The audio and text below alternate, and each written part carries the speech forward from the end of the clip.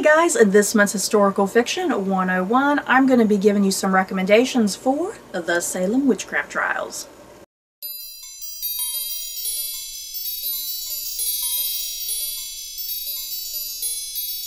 I tell you what, you guys, I'm a little disappointed with my list because I only have 8 recommendations here, and I know there's got to be way more books focused on the Salem Witchcraft Trials, but for some reason just every single list I was looking at just had the same books, and yeah, it just wasn't very many.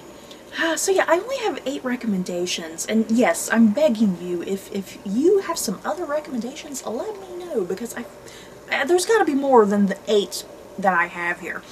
So yeah, anyway, the Salem Witchcraft Trials. It's the month of October, so I was like, I need a spooky theme for Historical Fiction 101. What better thing than the Salem Witchcraft Trials?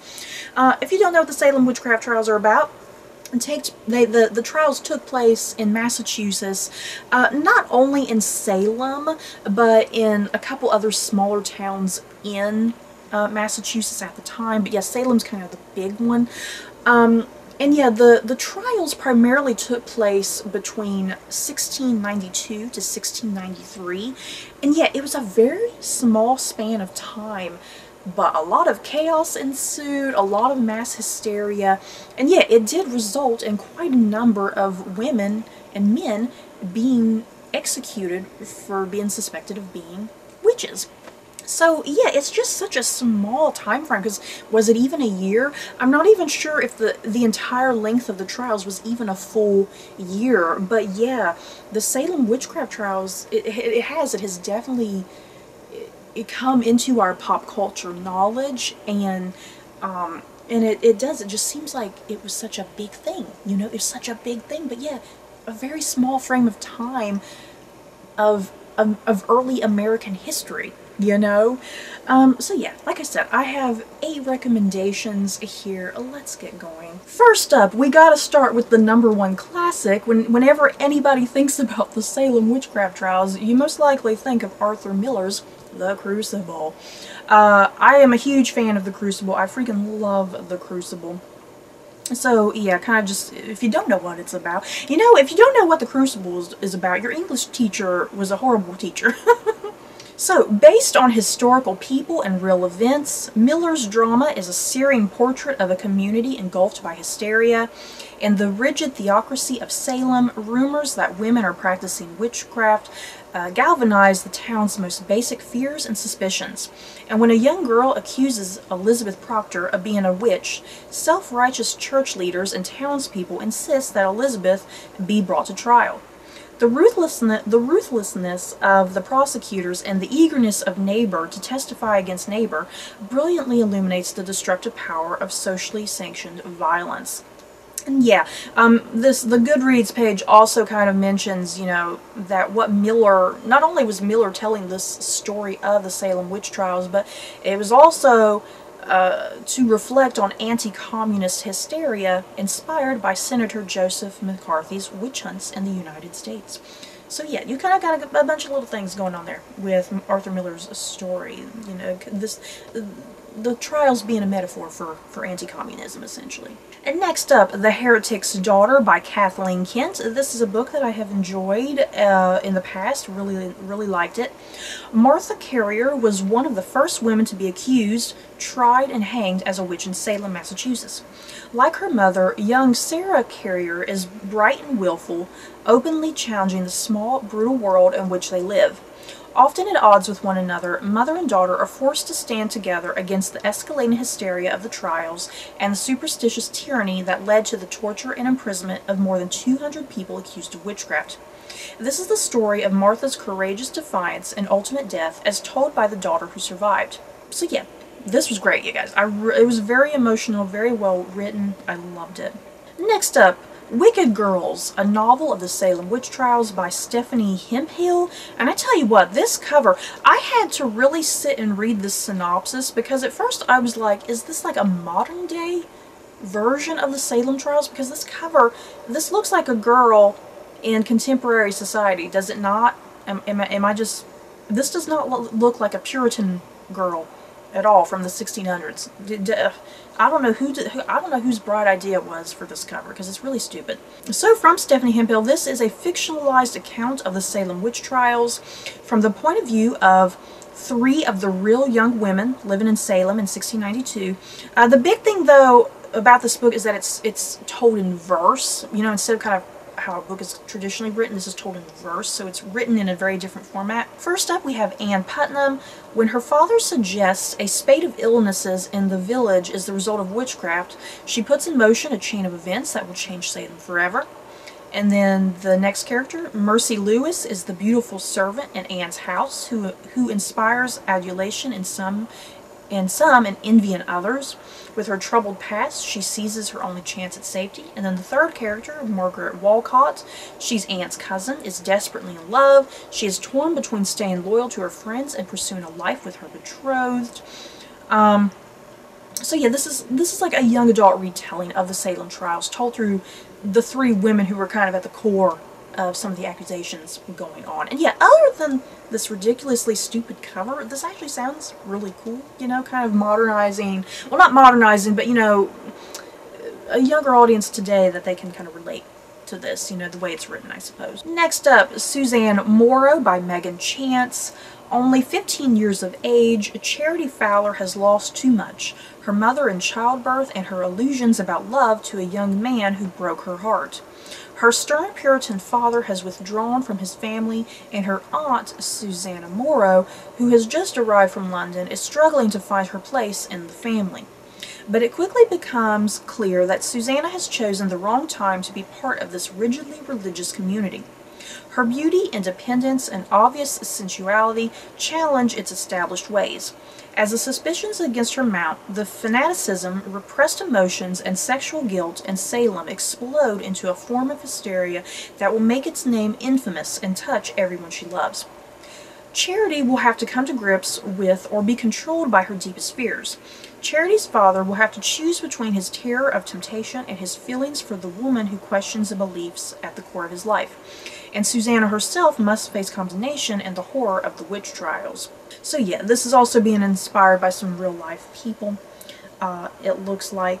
This sounds really good. I definitely gotta get my hands on this maybe in the future. Next up, The Sacrifice by Kathleen A Benner Double. In the year 1692, life changes forever for 10-year-old Abigail Faulkner and her family. In Salem, Massachusetts, witches have been found, and widespread fear and panic reign mere miles from Abigail's home of Andover. When 2 girls are brought from Salem to identify witches in Andover, suspicion sweeps the town as well-respected members of the community are accused of witchcraft. It isn't long before chaos consumes Andover, and the Faulkners find themselves in the center of it all when friends turn themselves... Wait, what is this? I'm trying to read. I don't think Goodreads has this wrote out correctly. When friend turns themselves in the center of it all, when friend... Oh, what is this trying to say? I'm trying to figure out what the hell this Goodreads synopsis is trying to say. I think it's trying to say, when friend turns against friend. I think that's what it's trying to say. At the heart of this gripping story are Abigail and her sister Dorothy, who together must find a way to persevere during a period marked by terror, adversity, and ignorance. And told from Abigail's point of view, and based on actual events and the author's own family history, The Sacrifice offers a unique perspective of the Salem witch trials by delving into the devastating effects the trials had not just in Salem, but throughout Massachusetts. Ooh, sounds really good. And next up, I, Tituba, Black Witch of Salem by Marisa Conde. At the age of 7, Tituba watched as her mother was hanged for daring to wound a plantation owner who tried to rape her. She was raised from then on by Mama Yaya, a gifted woman who shared with her the secrets of healing and magic. But it was Tituba's love of the slave John Indian that led her from safety into slavery, and the bitter, vengeful religion practiced by the good citizens of Salem, Massachusetts. Though protected by the spirits, Tituba could not escape the lies and accusations of that hysterical time. Yeah, this sounds pretty good. This was released back in 2009, so yeah, it's no, it was originally released back in 1986, it says. So, yeah, not too old of a book. Tituba in the Salem story she's a very mysterious figure, but very intriguing. There's just a lot of really interesting things going on there with her. Next up, Where Bluebirds Fly by Brynn Chapman. Verity Montague is a servant in 1692 Salem. Her flaming red hair and mismatched eyes make her a prime target for accusation of witchcraft. Orphaned during the Indian raids, she and her brother, who has Asperger's syndrome, come to live with the key historical figures of the trials, the Putnams. They keep their synesthesia secret, that days, months, and years appear as color in Verity's mind, and for John, that symphonies play in a Fantasia-style performance of colors and geometric patterns. Oh, this is kind of interesting. Truman Johnstone's ability to discern people's expressions and decipher if they were lying made him an outspoken child. Being different kept him from being adopted till he was 14. He now runs an orphanage for problem youths and is a feeding therapist in his desire to help children deal with their peculiarities, to give them the childhood he never had. The Harvest Festival corn maze Truman creates every year has an unwelcome visitor. Children hear disembodied voices skipping through the corn maze amid the backdrop of eerie orchestral music, and every year of the calendar intermittent doors of time swing open and close so long as the cornfield stands. So yeah, this is actually a series, and it's called the Synesthesia series. Yeah, kind of what I know about synesthesia is, you know, people kind of perceive things differently. Like the one character up here, she kind of sees, she can see things as colors, you know, when she looks at something or here's a word, that word provokes a color in her head, I guess, is what synesthesia is. So yeah, that sounds really good. Next up, The Physic Book of Deliverance Dane by Katherine Howe. And this is a novel. I've read this book. I really liked it. This book has a contemporary setting and then a setting kind of during the witchcraft trials. So yeah, half historical fiction, half contemporary setting. But yeah, the majority of the book is more contemporary, with the historical fiction aspects kind of every now and then in there. But still, I wanted to include it in here since it does have something to do with the Salem witchcraft trials. Harvard graduate student Connie Goodwin needs to spend her summer doing research for her doctoral dissertation. But when her mother asks her to handle the sale of Connie's grandmother's abandoned home near Salem, she can't refuse. As she is drawn deeper into the mysteries of the family house, Connie discovers an ancient key within a 17th century Bible. The key contains a yellowing fragment of parchment with a name written upon it, Deliverance Dane. This discovery launches Connie on a quest to find out who this woman was and to unearth a rare artifact of singular power, a physic book, its pages a secret repository for lost knowledge. As the pieces of Deliverance's harrowing story begin to fall into place, Connie is haunted by visions of the long-ago witch trials, and she begins to fear that she is more tied to Salem's dark past than she could ever have imagined. And yeah, like I said, this was actually a very, very good book. I really liked kind of that juxtaposition between the contemporary stuff and then going back and forth with the historical stuff with the Salem trials. Very, very good. So you guys, that is it for my Historical Fiction 101 recommendations for the Salem witchcraft trials. Like I said, I only have 8 books here. I'm desperate to know if you have some other recommendations, because I would really love to go look those up, because I love all things Salem. It was just such a interesting time period in early American history, just such a random crazy event. So yeah, that's it for this video. Don't forget to like, comment, and subscribe, and if you like this video, you may like these other videos. Bye guys.